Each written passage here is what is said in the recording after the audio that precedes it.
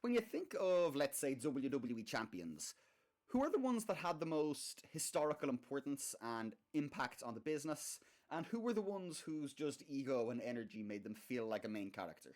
Maybe you'll disagree with me. Kicking us off is Stan Stasiak. Low importance and low glow. He was a brief transitional champion, and that's kind of it. At medium importance, let's take Bob Backlund. He is historically significant with a long and storied career, but he always gave off the era of, like, a gym teacher. For high importance and low main character energy, it's tough, but I think Bruno Sammartino, his reigns are absolutely legendary all the way back in the 60s. Obviously, he's gonna feel somewhat like a main character when you're that much of a star, but his energy was always more grounded and less theatrical or flamboyant than a lot of what you'll see today.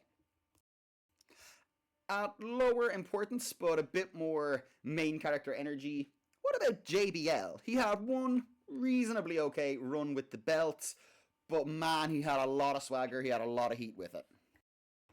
Right in the middle, let's try Seth Rollins. Big moments, big entrances, tons of big matches, and a strong modern career. But I'm not sure he ever fully stepped out of Roman's shadow, you know? And rounding out the middle main character energy row, it's gotta be Triple H. He was famously described as the guy who worked with the guy, and despite having that moniker, he also won about 1,000,000 champions and shaped decades of the business. Currently running WWE. It doesn't really get much more significant than that. For low importance and high main character energy, it's The Miz. Who else could it possibly be? Have you seen The Miz? It's The Miz. The penultimate square, let's try Bray Wyatt. Definitely had an impact on the biz, definitely changed the way people think about horror characters in the modern era.